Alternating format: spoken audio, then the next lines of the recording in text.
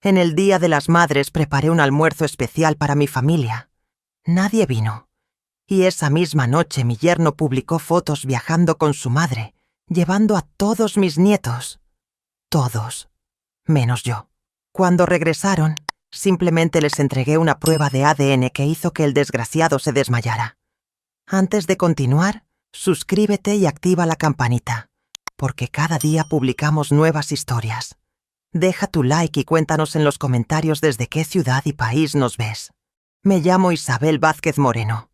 Tengo 63 años y nunca pensé que a mi edad viviría la traición más dolorosa de mi vida.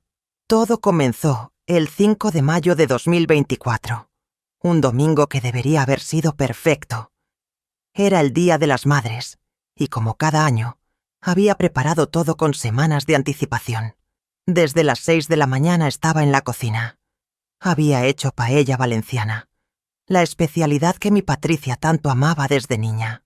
También preparé croquetas caseras, tortilla española, gazpacho andaluz y el postre favorito de mis nietos, flan de huevo con caramelo líquido. La mesa estaba puesta para 8 personas. Yo, mi hija Patricia, mi yerno Miguel, mis 2 nietos Lucas y Sara, y hasta había invitado a Dolores, la madre de Miguel, porque pensé que sería bonito celebrar juntas. La casa olía a gloria. Había comprado flores frescas, puesto el mantel de encaje que heredé de mi madre, y hasta saqué la vajilla de porcelana que solo usaba en ocasiones especiales. Las 12 del mediodía llegaron y pasaron.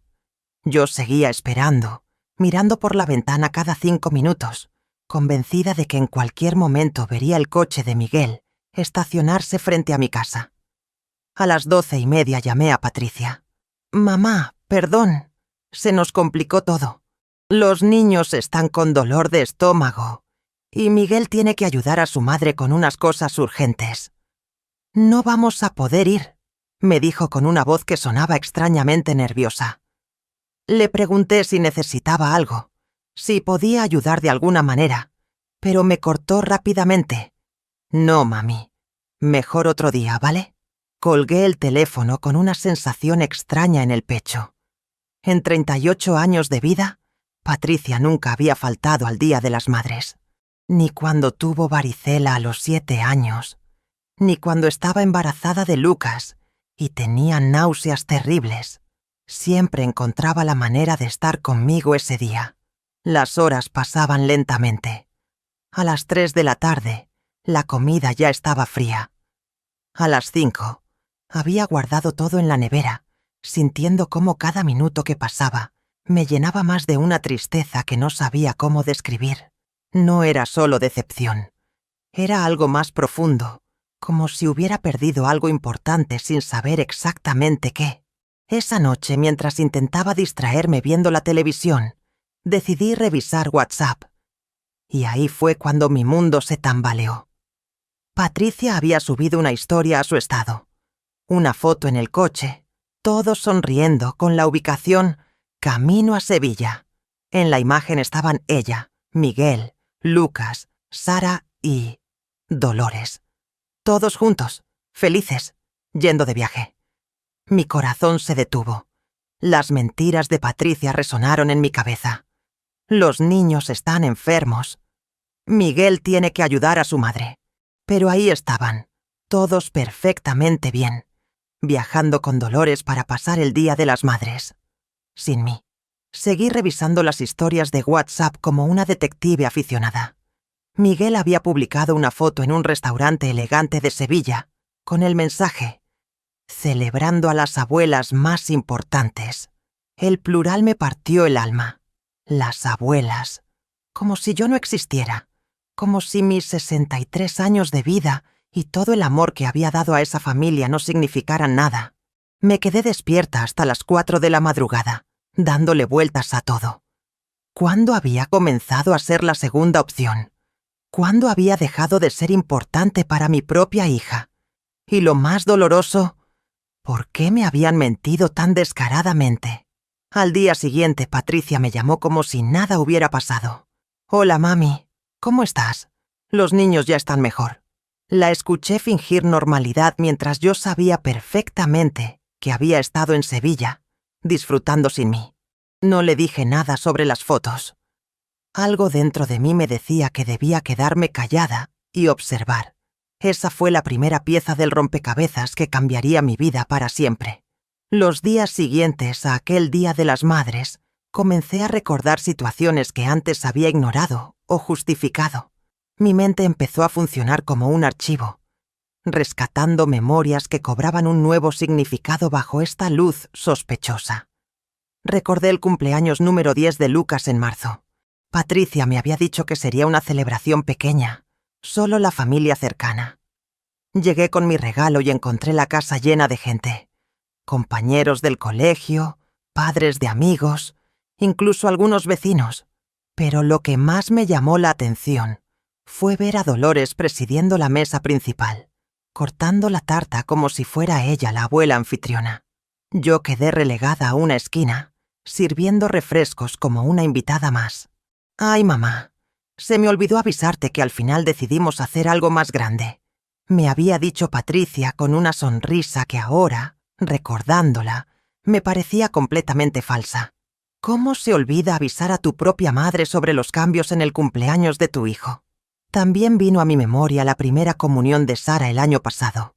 Yo había ofrecido mi casa para la celebración posterior, ya que tengo un jardín amplio y perfecto para estos eventos. «No, mami, mejor en casa de Dolores. Tiene más espacio», fue la respuesta de Patricia. Mentira. Había estado en casa de Dolores muchas veces, y mi jardín era el doble de grande que el suyo. Pero lo más revelador llegó cuando recordé las vacaciones de verano de 2023. Patricia me había contado que irían a pasar una semana en la playa, pero que sería un viaje muy tranquilo, solo ellos 4.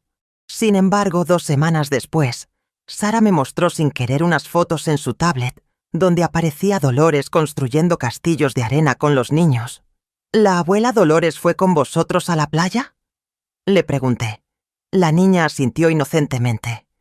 «Sí, Yaya Isabel. Estuvo toda la semana con nosotros.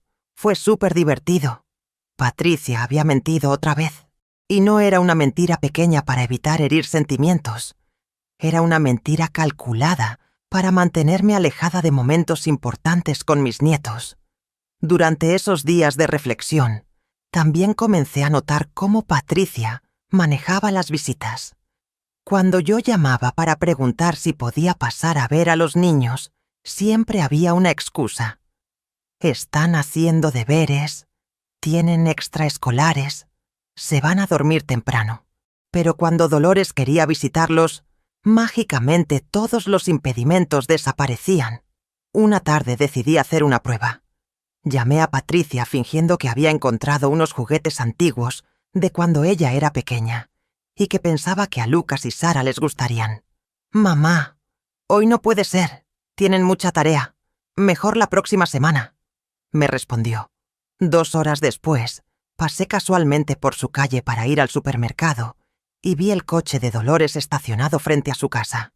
Por la ventana pude distinguir a los niños jugando en el salón, obviamente sin estar agobiados por las tareas escolares. Esa noche analicé mi relación con Miguel. Al principio había pensado que él podría ser el problema, que quizás prefería que sus hijos pasaran tiempo con su propia madre. Pero recordé conversaciones donde Miguel siempre me había tratado con respeto y cariño. «Isabel, usted sabe que siempre será bienvenida en nuestra casa», me había dicho varias veces. Entonces, ¿por qué Patricia filtraba tanto nuestro contacto? Empecé a llevar un registro mental de cada interacción. Cuando llamaba para hablar con los niños, Patricia siempre tenía el teléfono en la mano y controlaba completamente la conversación. «Dile a la Yaya que tienes que hacer los deberes», la escuché susurrar a Sara una tarde. La niña obedeció, pero su voz sonaba triste. Lo más doloroso era darme cuenta de que mis propios nietos estaban siendo condicionados para mantener distancia conmigo. No por malicia de su parte, sino porque Patricia había creado un sistema donde yo siempre era la opción secundaria, la visita que había que acortar, la abuela que molestaba.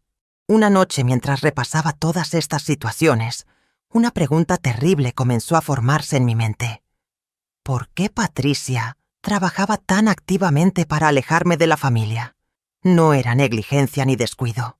Era algo sistemático, intencional, como si mi presencia representara algún tipo de amenaza o peligro para ella. ¿Qué podía temer mi propia hija de mí? Yo, que la había criado sola después de que su padre nos abandonara cuando ella tenía 5 años. Yo, que había trabajado dobles turnos para pagarle los estudios universitarios. Yo, que nunca había interferido en su matrimonio, ni había criticado sus decisiones como madre. La única explicación que encontraba era que Patricia estaba escondiendo algo tan importante que necesitaba mantenerme alejada para que yo no lo descubriera. Pero, ¿qué podía ser tan terrible? Esa pregunta me atormentaría durante semanas, sin saber que estaba a punto de descubrir una verdad que cambiaría nuestra familia para siempre. La incertidumbre se había instalado en mi mente como una tormenta que no encontraba calma. Cada gesto sutil, cada conversación recordada, cobraba ahora un significado completamente diferente. Empecé a observar con lupa detalles que anteriormente había considerado irrelevantes. Durante una de esas tardes de cavilaciones profundas, un recuerdo específico emergió con claridad cristalina. Estaba en el parque con Patricia y los niños. Era octubre de 2022. Y ella mencionó repetidas veces el nombre de Antonio Jiménez. Hablaba de él con una familiaridad extraña, como si fuera alguien muy significativo en su vida profesional. Antonio siempre decía que yo era su empleada más dedicada. Recordé que comentó mientras empujaba a Sara en el columpio. Trabajamos juntos durante 8 años, desde 2010 hasta 2018. Era un jefe excelente, muy comprensivo con mis horarios cuando tuve a los niños. En aquel momento, esas palabras no me generaron ninguna sospecha. Pero ahora, analizándolas bajo esta nueva perspectiva, resonaban de manera inquietante. ¿Por qué Patricia hablaba tanto de Antonio? ¿Por qué recordaba con tanto detalle fechas y anécdotas de su tiempo trabajando con él? Decidí investigar por mi cuenta antes de sacar conclusiones precipitadas. Busqué entre las viejas cajas de fotos familiares que guardaba en el desván. Entre álbumes polvorientos encontré imágenes de fiestas navideñas de la empresa donde Patricia trabajaba. En varias de ellas aparecía un hombre elegante, de unos 50 años, siempre muy cerca de mi hija. En una foto particularmente reveladora, Antonio tenía su brazo alrededor de la cintura de Patricia, de una manera que parecía demasiado íntima para ser solo una relación profesional. La fecha en el reverso indicaba Navidad 2014.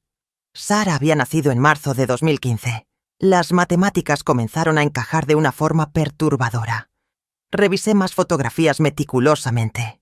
Había otra del verano de 2011, donde Patricia posaba junto a Antonio, en lo que parecía una comida de empresa. Ella lucía radiante, con una sonrisa que raramente le veía dirigir a Miguel. Lucas nació en septiembre de 2012. Otra coincidencia temporal que no podía ignorar. Pero lo que realmente me inquietó fue encontrar una agenda personal de Patricia de aquellos años, que había quedado olvidada entre mis pertenencias después de una mudanza. Hojeándola, descubrí anotaciones frecuentes. Reunión con A, cena con A, llamar a A. La letra A aparecía con una frecuencia que iba mucho más allá de lo que cabría esperar de una relación estrictamente laboral. También encontré, guardado entre las páginas de esa agenda, un pequeño papel con una dirección y un número de teléfono. Al reverso, una nota manuscrita. Para ti, con cariño. A. La caligrafía era masculina, cuidada, y definitivamente no era la de Miguel. Esa noche, con todos estos hallazgos extendidos sobre mi mesa de comedor, comencé a reconstruir una cronología. Patricia había trabajado con Antonio desde 2010 hasta 2018. Lucas nació en 2012, Sara en 2015. Durante esos años, según las evidencias que había encontrado, Patricia mantenía una relación muy estrecha con su jefe. Lo que más me perturbaba era la física. Tanto Lucas como Sara tenían características que no se correspondían claramente con ninguno de sus supuestos padres. Lucas tenía el cabello castaño oscuro y ojos verdes, mientras que Patricia es rubia y Miguel tiene ojos marrones. Sara poseía una estructura facial delicada que no recordaba a ningún miembro de nuestra familia. Siempre había atribuido estas diferencias a la genética caprichosa, pensando que habrían heredado rasgos de antepasados lejanos. Pero ahora, con todas estas piezas sobre la mesa, comenzaba a vislumbrar una posibilidad mucho más compleja y dolorosa. La razón por la cual Patricia me mantenía alejada de la familia empezaba a cobrar sentido. No era casualidad ni negligencia. Era una estrategia deliberada para evitar que yo, con mi experiencia de vida y mi conocimiento profundo de la familia, pudiera notar inconsistencias o hacer preguntas incómodas. Esa madrugada, mientras daba vueltas en la cama sin poder conciliar el sueño, tomé una decisión que cambiaría el curso de los acontecimientos. Necesitaba ayuda profesional para confirmar o descartar mis sospechas. Al día siguiente contactaría con un investigador privado. No podía seguir viviendo con estas dudas, pero tampoco podía confrontar a Patricia sin pruebas sólidas. Demasiado estaba en juego. La estabilidad de mis nietos, el matrimonio de mi hija, la confianza de Miguel y mi propio lugar en esta familia que tanto amaba. El camino que se abría ante mí era incierto y potencialmente destructivo. Pero ya no había vuelta atrás. El investigador que contraté se llamaba Carlos Mendoza, un hombre de mediana edad con 30 años de experiencia en casos familiares delicados. Llegó a mi casa una tarde de julio, vestido discretamente, con un maletín que parecía contener los secretos del mundo. Sus modales profesionales me tranquilizaron inmediatamente. «Señora Vázquez», me dijo mientras extendía fotografías sobre mi mesa de comedor. «He investigado la relación entre su hija Patricia y Antonio Jiménez Sánchez. Los hallazgos son significativos». Las primeras imágenes mostraban el edificio donde Antonio tenía oficinas durante los años que trabajó con Patricia. Pero lo revelador estaba en las fotografías posteriores. Patricia entrando y saliendo del mismo edificio los fines de semana, cuando oficialmente no había actividad laboral. Carlos había rastreado los registros telefónicos de Patricia de aquellos años, con su autorización previa, por supuesto, y había descubierto un patrón perturbador. Entre 2011 y 2015, Patricia realizaba llamadas frecuentes a Antonio fuera del horario comercial, algunas de ellas durante más de una hora.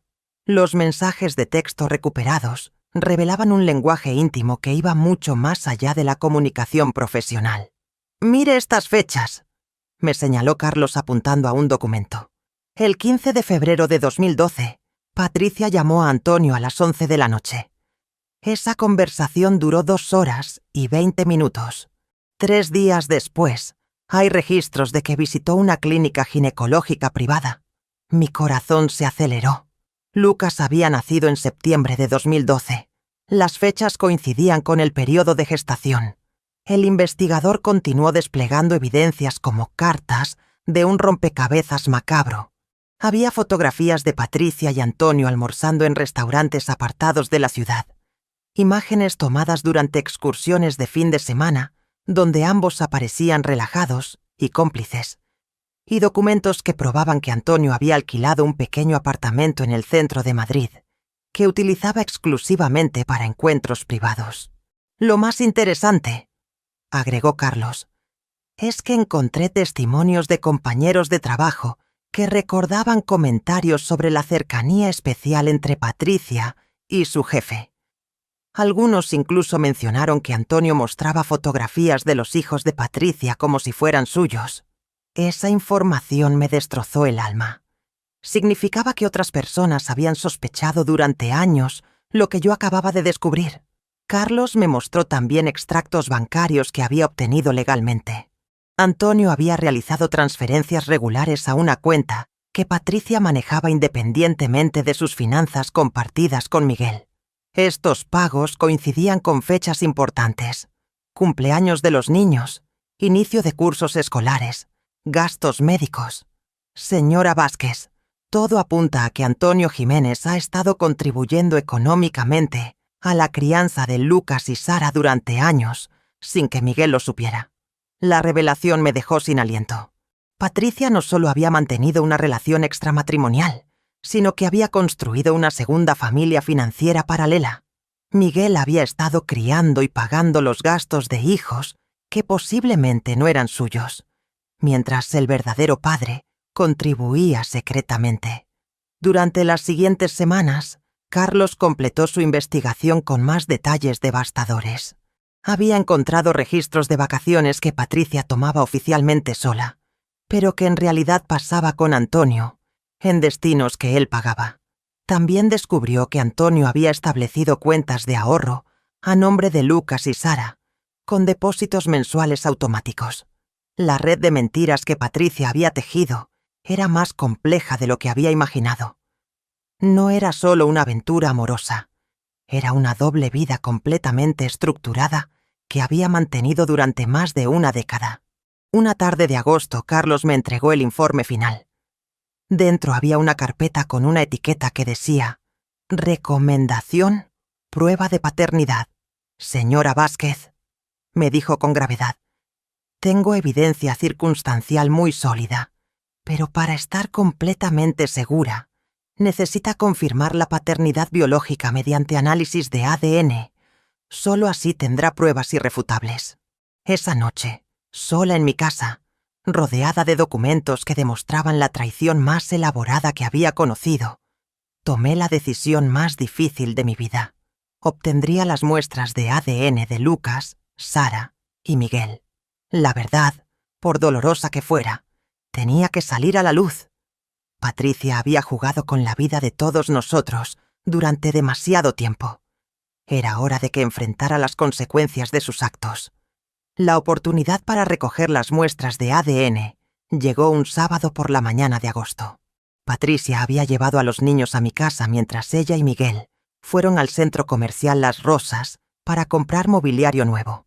Tendrían al menos 3 horas fuera, tiempo suficiente para lo que necesitaba hacer.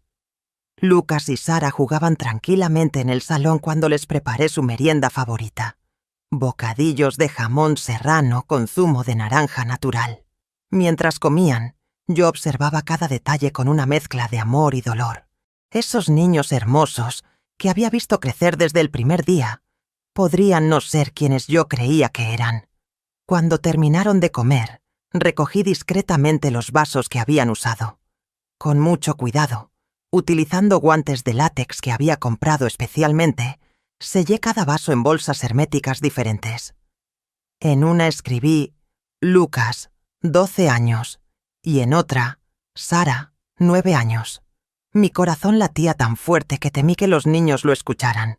Para obtener una muestra de Miguel, tuve que esperar hasta su próxima visita. El martes siguiente vino a recoger unos documentos que había olvidado. Mientras él revisaba papeles en la cocina, aproveché para tomar discretamente un vaso que había usado para agua y un peine que se había caído de su bolsillo. Contacté con Laboratorios Genéticos Madrid, una clínica especializada que el investigador Carlos me había recomendado. La doctora Elena Ruiz, genetista con 20 años de experiencia, me explicó el procedimiento por teléfono. «Señora Vázquez, necesitaremos también una muestra de Antonio Jiménez para confirmar la paternidad positiva, no solo descartar la de Miguel», me explicó con voz profesional pero comprensiva. Conseguir el ADN de Antonio fue la parte más complicada. Tuve que pedirle ayuda nuevamente a Carlos. Él logró obtener una muestra siguiendo a Antonio hasta su cafetería habitual, donde recogió una taza que había utilizado. Todo se hizo respetando la legalidad, aunque rozando los límites éticos de la investigación privada. Las 2 semanas de espera fueron las más largas de mi vida. Durante el día mantenía mi rutina normal. Iba al mercado, limpiaba la casa, veía mis programas de televisión favoritos. Pero por las noches, la ansiedad me mantenía despierta hasta la madrugada. ¿Y si me equivocaba? ¿Y si estaba destruyendo a mi familia por sospechas infundadas? El 15 de septiembre de 2024, un lunes que jamás olvidaré, recibí la llamada que cambiaría nuestras vidas para siempre. La doctora Ruiz me citó en su consulta para entregarme personalmente los resultados. «Señora Vázquez», me dijo mientras me entregaba un sobre sellado, «los análisis son concluyentes. Miguel Ortega no es el padre biológico de Lucas ni de Sara. La probabilidad de paternidad es del 0%. Mis manos temblaron al abrir el segundo sobre.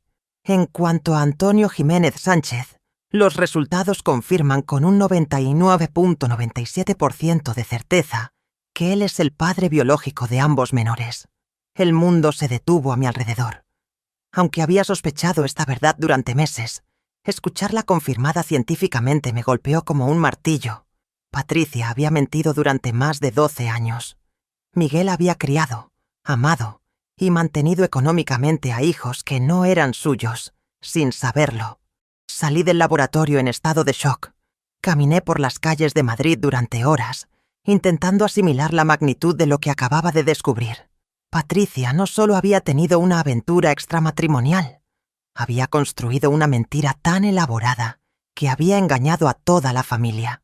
Esa noche, en la soledad de mi apartamento, organicé todos los documentos, los informes del investigador, las fotografías, los registros telefónicos, los extractos bancarios y ahora las pruebas de ADN irrefutables. Todo estaba ahí, negro sobre blanco, demostrando la traición más dolorosa que había conocido. Pero junto a la devastación, también sentí algo inesperado. Alivio. Finalmente entendía por qué Patricia me había mantenido alejada sistemáticamente. No era capricho ni negligencia. Era miedo. Miedo de que yo, con mi experiencia de vida y mi conocimiento íntimo de la familia, descubriera sus mentiras. Ahora tenía que decidir qué hacer con esta verdad que quemaba en mis manos. ¿Debía confrontar primero a Patricia? ¿Hablar directamente con Miguel? ¿Proteger a los niños manteniéndolo en secreto? Una cosa estaba clara. Después de décadas de ser relegada al segundo plano, había llegado mi momento de tomar control de la situación. Patricia había jugado con nuestras vidas durante demasiado tiempo. Era hora de que la verdad saliera a la luz. Los días posteriores a recibir los resultados del ADN fueron cruciales para planificar mi siguiente movimiento. No podía simplemente confrontar a Patricia con acusaciones sin tener toda la documentación perfectamente organizada. Sabía que ella intentaría negar, minimizar o buscar excusas, por lo que necesitaba evidencias irrefutables. Pasé semanas organizando meticulosamente cada pieza del rompecabezas.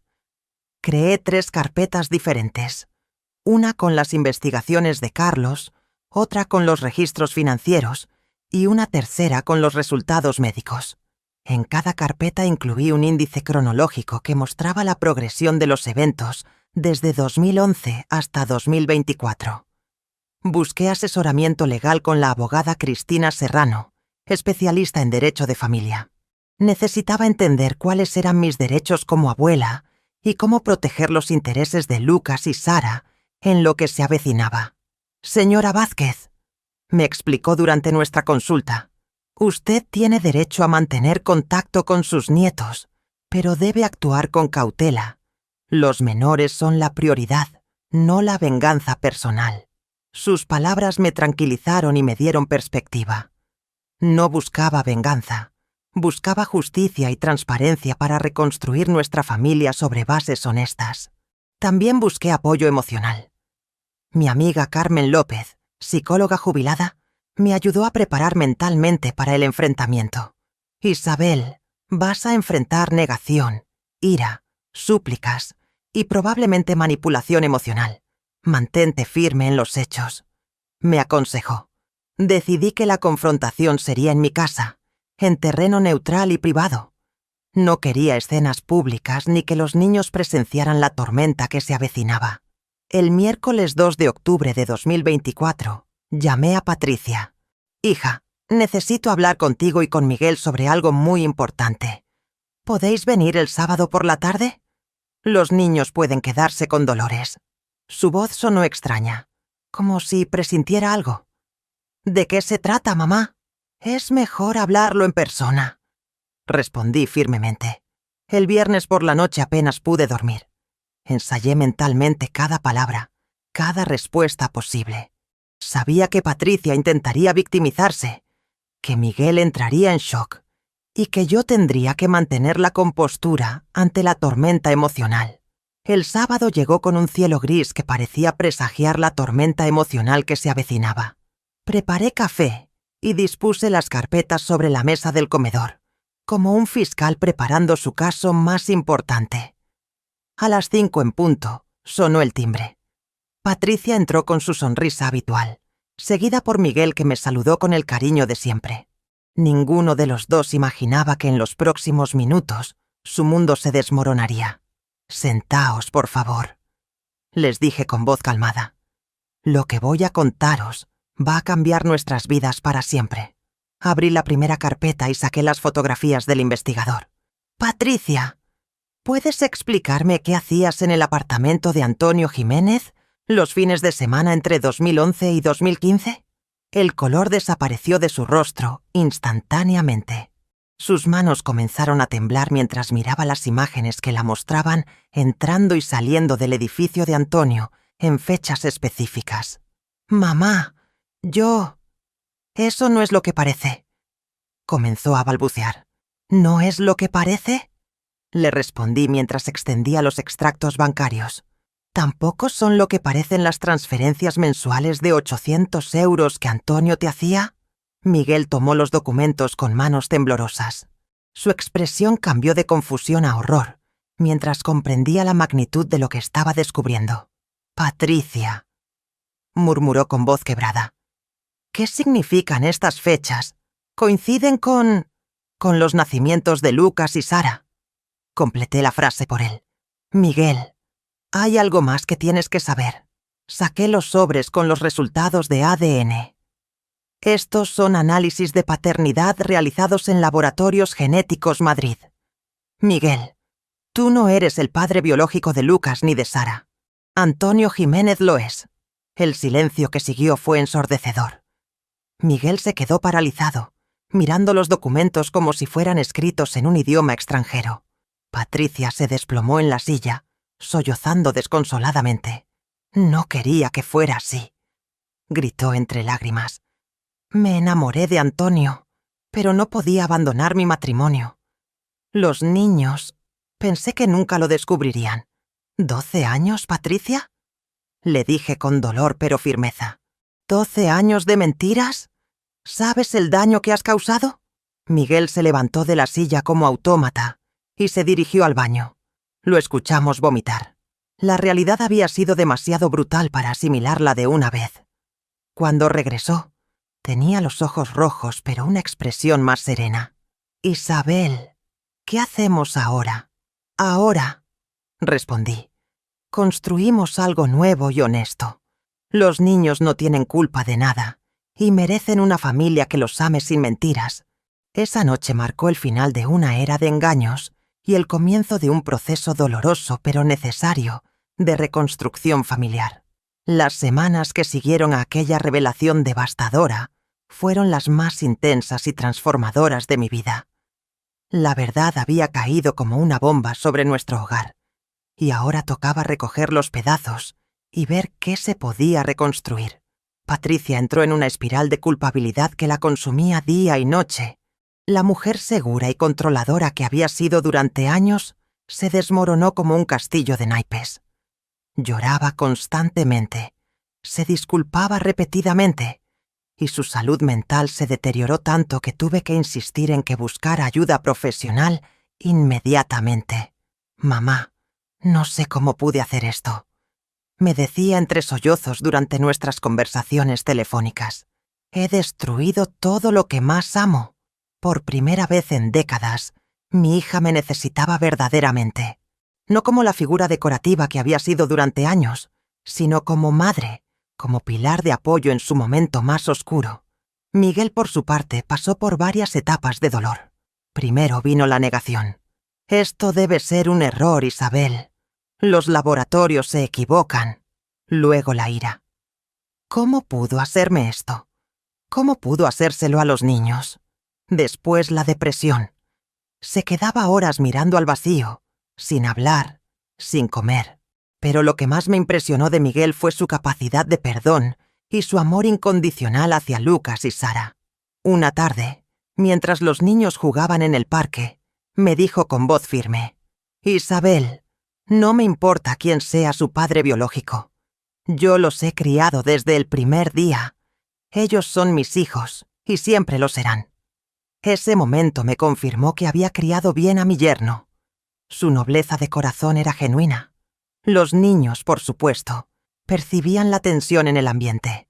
Lucas, con sus 12 años, hacía preguntas que no sabíamos cómo responder. ¿Por qué mamá llora tanto? ¿Por qué papá está tan triste?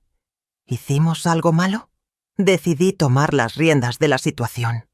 Comencé a pasar más tiempo con ellos, organizando actividades que les devolvieran la alegría y la estabilidad. Los llevaba al retiro los domingos. Cocinábamos juntos sus platos favoritos. Veíamos películas de Disney que los hacían reír. Sara, con su inocencia de 9 años, me abrazaba fuerte y me susurraba: ya me gusta estar contigo. Te quiero mucho». Esas palabras sanaban heridas que no sabía que tenía. Durante este periodo, también tuve que enfrentar a Dolores, la madre de Miguel. Cuando se enteró de la situación, vino a mi casa hecha una furia. «Todo esto es culpa tuya, Isabel», me gritó. «Si hubieras educado mejor a tu hija, nada de esto habría pasado». Por primera vez en años, no me quedé callada. «Dolores», le respondí con firmeza. «Patricia es adulta y tomó sus propias decisiones, pero ahora todos tenemos que pensar en el bienestar de Lucas y Sara, no en culpar a nadie». Mi respuesta la dejó sin palabras. Creo que nunca esperó que la suegra sumisa que había conocido durante años se plantara con tanta determinación. Con el paso de los meses, establecimos nuevas rutinas familiares. Patricia comenzó terapia psicológica intensiva. Miguel inició un proceso de divorcio, pero mantuvo la custodia compartida de los niños. Y yo, por primera vez en décadas, ocupé el lugar central que me correspondía en la vida de mis nietos. Un día, mientras preparaba la cena para Lucas y Sara, Lucas se acercó y me dijo: Ya, ahora vienes más a vernos. Me gusta. Siempre quise venir más», le expliqué mientras revolvía la salsa de tomate. «Pero a veces, los adultos cometemos errores y no hacemos lo correcto». «¿Como mamá?», me preguntó con esa honestidad brutal que tienen los niños. «Sí, como mamá. Pero lo importante es que cuando nos damos cuenta de los errores, tratamos de arreglarlos». Esa conversación me hizo reflexionar sobre mi propio papel en toda esta situación. ¿Podría haberlo descubierto antes? ¿Debería haber confrontado a Patricia cuando comencé a tener sospechas? Pero ya no importaba el pasado. Lo que importaba era el futuro que estábamos construyendo juntos. Un futuro basado en la honestidad, donde yo ya no sería relegada al segundo plano, donde mis nietos conocerían el amor incondicional de una abuela presente y donde Miguel podría sanar sabiendo que tenía todo mi apoyo. Patricia tendría que ganarse de nuevo nuestro respeto y confianza, pero eso ya dependía de ella. Yo había hecho mi parte. Había sacado la verdad a la luz, por dolorosa que fuera. 3 meses después de aquella tarde que cambió nuestras vidas, recibí una llamada que no esperaba. Era Antonio Jiménez. Su voz sonaba diferente, más madura, cargada de una responsabilidad que antes no había mostrado. «Señora Vázquez», me dijo con respeto, «sé que no tengo derecho a pedirle nada después del daño que he causado, pero quiero hablar con usted. Quiero conocer a mis hijos de la manera correcta». La llamada me tomó por sorpresa. Durante meses, Antonio había sido simplemente el hombre que había destruido nuestro equilibrio familiar. Pero su tono sincero me hizo reconsiderar la situación. Acordamos reunirnos en el Café Central, un lugar tranquilo en el barrio de Malasaña. Llegué con una mezcla de curiosidad y cautela. Antonio ya estaba allí, vestido sobriamente, con ojeras que delataban noches de insomnio. «Isabel», comenzó sin rodeos, He estado en terapia desde que Patricia me contó que usted había descubierto todo. Necesitaba entender cómo había llegado a esta situación y qué tipo de hombre quería ser de ahora en adelante. Me explicó que durante años había vivido en una burbuja de negación, convenciéndose de que mantener el secreto era proteger a todos. Había enviado dinero mensualmente. Había seguido el crecimiento de Lucas y Sara desde la distancia, pero nunca había asumido verdaderamente su paternidad. Quiero formar parte de sus vidas, me dijo mirándome directamente a los ojos. No para desplazar a Miguel, sino para ser el padre que debería haber sido desde el principio. Pero solo si usted y él están de acuerdo. Su humildad me sorprendió. Esperaba encontrarme con un hombre arrogante que exigiera derechos, pero en su lugar tenía a alguien quebrado que pedía una oportunidad de redención. Antonio, le respondí después de un largo silencio. Los niños no entienden completamente lo que ha pasado. Para ellos, Miguel es su padre, y eso no va a cambiar. Si quieres ser parte de sus vidas, tendrá que ser gradualmente y respetando ese vínculo. Aceptó mis condiciones sin discutir. Establecimos un plan. Visitas supervisadas inicialmente, donde Antonio podría conocer a Lucas y Sara como un amigo de la familia. Miguel tendría que estar presente en todos los encuentros hasta que estuviéramos seguros de que la transición no traumatizaría a los niños. La primera visita fue tensa pero reveladora. Antonio llegó a mi casa con regalos modestos. Un libro de aventuras para Lucas y un set de acuarelas para Sara. Miguel estaba presente, claramente incómodo, pero dispuesto a intentarlo por el bien de los niños. Niños, les dije suavemente. Quiero presentarles a Antonio. Es una persona importante que quiere conocerlos. Lucas, con su típica curiosidad de 12 años, se acercó sin miedo. ¿Eres amigo de la Yaya?, le preguntó directamente. Sí, respondió Antonio con voz temblorosa. Y me gustaría ser vuestro amigo también. Sara, más tímida, se escondió detrás de Miguel inicialmente, pero la curiosidad por las acuarelas pudo más que su reserva. Durante esa primera tarde, observé cómo Antonio interactuaba con sus hijos biológicos. Era cuidadoso, respetuoso, consciente de no sobrepasar límites. Cuando Lucas le preguntó a qué se dedicaba, Antonio le explicó pacientemente sobre su trabajo en ingeniería. Incluso le mostró algunos dibujos técnicos que llevaba en su maletín. Miguel, por su parte, demostró una madurez extraordinaria. En lugar de mostrarse territorial, se involucró en las conversaciones, estableciendo claramente que él seguía siendo el padre, pero que Antonio podía ser otro adulto que los cuidara. Después de que Antonio se fuera, Sara me preguntó: «Yaya, ¿por qué Antonio tiene los ojos verdes como yo?». La inocencia de su pregunta me partió el corazón. A veces las personas se parecen sin ser familia directa, le expliqué. No era mentira, pero tampoco era toda la verdad. Eso vendría después, cuando fueran mayores. Durante los meses siguientes, las visitas se volvieron más frecuentes y naturales. Antonio demostró consistencia y respeto, ganándose lentamente un lugar en la vida de los niños. Nunca intentó reemplazar a Miguel, sino que complementó su presencia con actividades diferentes. Clases de natación, visitas a museos de ciencias, proyectos de construcción con bloques. Patricia, mientras tanto, continuaba su proceso de recuperación.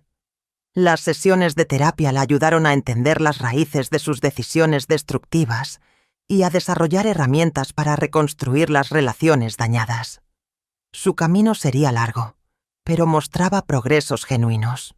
Una tarde de diciembre, mientras decorábamos el árbol de Navidad en mi casa, Lucas me dijo algo que me llenó de esperanza. «Yaya, me gusta que ahora tenemos más gente que nos quiere». Su simplicidad infantil resumía perfectamente lo que habíamos logrado. No habíamos borrado el pasado, ni habíamos fingido que el dolor no existía, pero habíamos construido algo nuevo y honesto sobre los escombros de las mentiras. La verdad había sido devastadora, pero también había sido liberadora. Por primera vez en años nuestra familia se basaba en la transparencia y el respeto mutuo, no en secretos y manipulaciones. El momento de la confrontación final había llegado. Después de meses de investigaciones, reunir pruebas y preparación emocional, decidí que era hora de poner todas las cartas sobre la mesa ante toda la familia. No podía seguir cargando sola con este peso devastador. Organicé una cena familiar para el sábado 14 de diciembre de 2024, en mi casa. Invité a Patricia, Miguel y, por supuesto, a los niños. También incluí a Dolores, la madre de Miguel, porque sentía que ella tenía derecho a conocer la verdad después de haber sido involucrada inconscientemente en esta red de mentiras. Preparé cordero al horno con patatas, uno de los platos favoritos de la familia, esperando que la familiaridad de la comida suavizara lo que estaba por venir. Pero mis manos temblaban mientras cocinaba, sabiendo que esta sería posiblemente la última cena familiar, tal como la conocíamos. Llegaron a las 8 en punto. Patricia entró con esa sonrisa forzada que había perfeccionado durante años. Miguel cargaba a Sara en brazos, y Lucas corría hacia mí como siempre lo hacía. Dolores llegó unos minutos después, elegante como siempre, saludándome cordialmente. Durante la cena mantuve una conversación ligera sobre el colegio de los niños, el trabajo de Miguel y los planes para las vacaciones de Navidad. Pero por dentro, mi corazón latía como un tambor de guerra.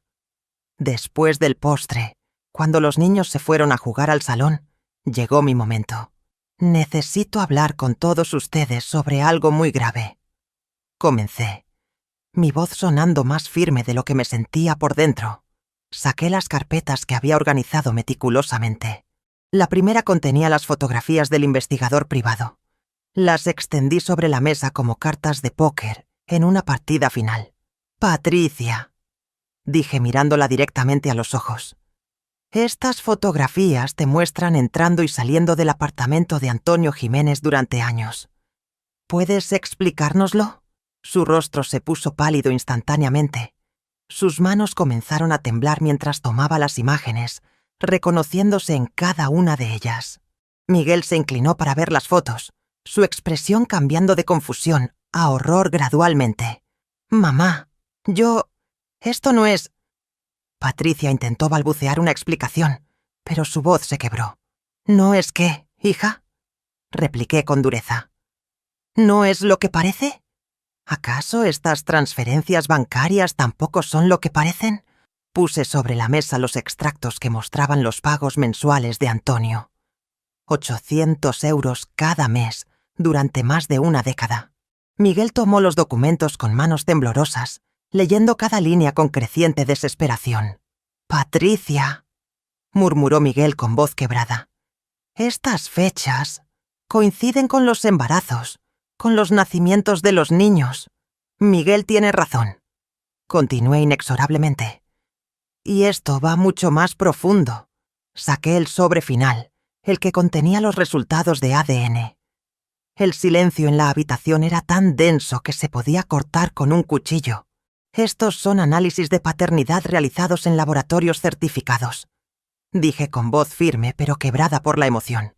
«Miguel, tú no eres el padre biológico de Lucas ni de Sara. Antonio Jiménez lo es, con una certeza del 97%. El mundo se detuvo. Miguel soltó los documentos como si quemaran. Su rostro perdió todo el color y comenzó a sudar profusamente. Se levantó de la silla tambaleándose. «No, no, no», repetía mientras caminaba en círculos. «Esto tiene que ser un error. Los laboratorios se equivocan». Pero entonces, como si la realidad lo golpeara de una vez, Miguel se desplomó. Literalmente se desmayó, cayendo al suelo con un ruido sordo que alertó a los niños en el salón. «¡Papá!», gritó Lucas corriendo hacia nosotros. Dolores, que había permanecido en shock silencioso, reaccionó ayudándome a reanimar a Miguel mientras Patricia lloraba histéricamente. «¿Qué pasa?», preguntó Sara con lágrimas en los ojos, asustada por ver a su padre en el suelo. «Papá se sintió mal, cariño. Pero va a estar bien», le dije abrazándola, mientras mi corazón se partía por tener que mentirles una vez más. Cuando Miguel volvió en sí, unos minutos después, Sus primeras palabras fueron: «Los niños. ¿Dónde están los niños? Están bien», le aseguré. «Están viendo la televisión». Miguel se incorporó lentamente, mirando a Patricia con una mezcla de dolor y traición que nunca había visto en sus ojos. «¿Es verdad?», le preguntó con voz ronca. «¿Antonio es el padre de mis hijos?». Patricia, entre sollozos incontrolables, asintió. «Sí», susurró. «Pero no quería que fuera así. Me enamoré de él, pero no podía dejarte. Los niños, pensé que nunca lo sabrían». «¿12 años?», rugió Miguel encontrando su voz. «¿12 años de mentiras? ¿Sabes lo que significa esto? ¿Sabes el daño que has causado?». Dolores, que había estado callada todo este tiempo, finalmente habló. «Patricia, ¿cómo pudiste hacernos esto? ¿Cómo pudiste hacérselo a Miguel, a los niños, a Isabel?». La confrontación continuó durante horas. Patricia admitió todo. La relación con Antonio, que había comenzado como atracción profesional y se había convertido en una pasión que no pudo controlar. Admitió que había mantenido alejada a nuestra familia porque temía que yo, con mi experiencia e intuición, descubriera sus secretos. «Por eso me alejabas», le dije con dolor, pero también con alivio de finalmente entender. «Por eso siempre inventabas excusas para que no estuviera cerca de los niños. Tenías miedo de que notara las inconsistencias».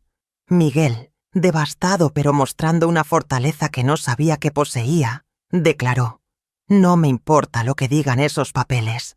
Lucas y Sara son mis hijos. Los he criado, los he amado. He estado en cada momento importante de sus vidas. Soy su padre, y nadie me va a quitar eso». Esa noche cambió nuestras vidas para siempre. La verdad había salido a la luz, brutal y devastadora, pero también liberadora. Ya no había más mentiras, no más secretos, no más manipulaciones. Los niños, ajenos aún a la magnitud de lo ocurrido, siguieron siendo el centro de nuestro amor y nuestra preocupación. Esa noche los abracé más fuerte que nunca, sabiendo que su mundo estaba a punto de cambiar para siempre. Pero también sabía que, por primera vez en años, podríamos construir algo nuevo sobre la base de la honestidad y el amor verdadero. Los meses que siguieron a aquella noche devastadora trajeron cambios profundos y permanentes a nuestra familia. El proceso legal del divorcio entre Patricia y Miguel se desarrolló con una sorprendente civilidad, considerando las circunstancias. Ambos parecían comprometidos con minimizar el daño a Lucas y Sara, aunque por razones diferentes. Miguel obtuvo la custodia completa de los niños. Su determinación de mantenerlos a su lado era inquebrantable. «Isabel», me decía cuando nos quedábamos solos, «puede que no sean mis hijos biológicos, pero son mi familia. Los he visto dar sus primeros pasos. He curado sus heridas. He celebrado cada logro. Eso no lo borra ningún análisis de ADN. Su fortaleza me inspiraba y me preocupaba a la vez. Sabía que por dentro luchaba con sentimientos de traición y dolor, pero su amor por los niños era genuinamente más fuerte que su resentimiento hacia Patricia. Patricia, por su parte, aceptó las condiciones del divorcio sin protestas. Perdió no solo a su esposo, sino también gran parte de los derechos sobre sus hijos. Las visitas se limitaron a fines de semana alternos, siempre supervisadas inicialmente. Sabía que tendría que ganarse nuevamente la confianza que había destruido. «Mamá», me dijo una tarde mientras tomábamos café en mi cocina, «sé que he arruinado todo, pero voy a pasar el resto de mi vida intentando reparar el daño que he causado». Su arrepentimiento parecía genuino, aunque yo sabía que las palabras eran fáciles. Serían sus acciones las que determinarían si merecía una segunda oportunidad. La integración de Antonio en la vida de los niños fue gradual y cuidadosamente monitoreada. Comenzamos con encuentros de 1 hora los sábados por la tarde, siempre en mi casa, con Miguel y yo presentes. Antonio demostraba una paciencia infinita y un respeto absoluto por los límites que habíamos establecido. «No quiero confundirlos», me explicó durante una de nuestras conversaciones privadas. Miguel es su padre en todos los sentidos que importan. Yo solo quiero ser alguien más que los quiere y los apoya. Lucas, con su curiosidad natural de adolescente, fue el primero en abrirse a Antonio. ¿Por qué tienes los ojos verdes como Sara?, le preguntó durante una de las primeras visitas. La genética es curiosa, respondió Antonio cuidadosamente. A veces las personas se parecen sin razones obvias. Sara, más reservada pero igualmente inteligente, observaba las interacciones con atención. Una tarde me susurró al oído: Ya. Antonio me enseña cosas diferentes que papá Miguel. ¿Está mal que me guste? No, cariño, le respondí abrazándola. Está bien querer a muchas personas. El corazón tiene espacio para todos los que nos tratan con amor. Durante este período, mi papel como abuela se volvió más crucial que nunca. Mi casa se convirtió en territorio neutral, el lugar donde todos podían relajarse y ser auténticos. Organizaba almuerzos dominicales donde Miguel, Antonio, los niños y yo compartíamos historias y risas, construyendo lentamente una nueva normalidad. Una tarde de marzo, mientras preparaba churros con chocolate para los niños, Lucas me hizo una pregunta que me dejó sin aliento. Ya. ¿Antonio es nuestro padre de verdad? El momento que había temido durante meses había llegado. Me senté a su lado en la mesa de la cocina, buscando las palabras correctas. Lucas, comencé suavemente. Antonio es tu padre biológico. Eso significa que de él vino la parte física de ti y de Sara. Pero Miguel es tu padre en todos los otros sentidos. Te ha criado, te ha amado, ha estado en cada momento importante de tu vida. ¿Por qué mamá no nos lo dijo?, preguntó con la honestidad brutal de un niño de 13 años. A veces los adultos cometemos errores cuando tratamos de proteger a las personas que amamos. Tu mamá pensó que era mejor mantenerlo en secreto, pero se equivocó. Sara, que había estado escuchando desde el salón, se acercó tímidamente. ¿Eso significa que tenemos 2 papás?, preguntó con voz pequeña. Significa que tienen muchas personas que los quieren, respondí abrazándola. Y eso nunca puede ser algo malo. Esa conversación marcó un punto de inflexión. Los niños comenzaron a aceptar gradualmente la complejidad de su situación familiar, pero también descubrieron que tenían más amor del que habían imaginado. Dolores, la madre de Miguel, siguió siendo una presencia constante, pero había suavizado su actitud hacia mí. La crisis había demostrado que ambas teníamos el mismo objetivo: proteger y amar a Lucas y Sara. Isabel, me dijo una tarde mientras los niños jugaban en el parque, siento haber sido tan dura contigo durante todos estos años. Al final tú fuiste quien tuvo el valor de sacar la verdad a la luz. Su disculpa me sorprendió y me emocionó. Habíamos necesitado una crisis para darnos cuenta de que estábamos del mismo lado. Para finales de 2024, nuestra familia había encontrado un nuevo equilibrio. No era la familia tradicional que habíamos sido, pero era honesta, funcional y llena de amor genuino. Miguel había comenzado una nueva relación con una compañera de trabajo llamada Elena, una mujer gentil que aceptó desde el principio la complejidad de nuestra situación. Los niños la recibieron con curiosidad y gradual afecto. Patricia continuaba su proceso de recuperación y lentamente reconstruía su relación con Lucas y Sara. Sus visitas ya no necesitaban supervisión, aunque seguían siendo limitadas. Antonio se había convertido en una presencia estable y querida, llevando a los niños a partidos de fútbol, ayudándolos con proyectos de ciencias y siendo el tío cariñoso que nunca tuvieron. Y yo, Isabel Vázquez Moreno, me había convertido en el corazón de esta familia reimaginada. Ya no era la abuela relegada al segundo plano, sino la matriarca respetada cuya sabiduría y valor habían salvado a nuestra familia de la destrucción total.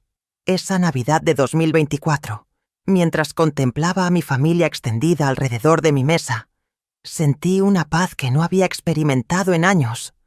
Habíamos sobrevivido a la tormenta, y aunque estábamos diferentes, éramos más fuertes.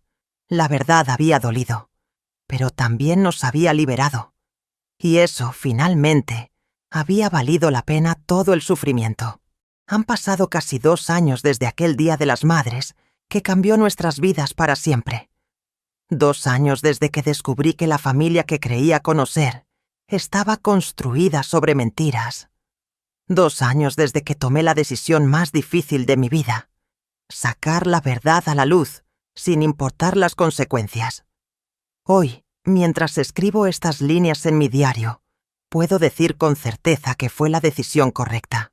No porque haya sido fácil, sino porque nos permitió reconstruir algo auténtico sobre los escombros de las decepciones. La familia que tenemos ahora es completamente diferente a la que teníamos antes.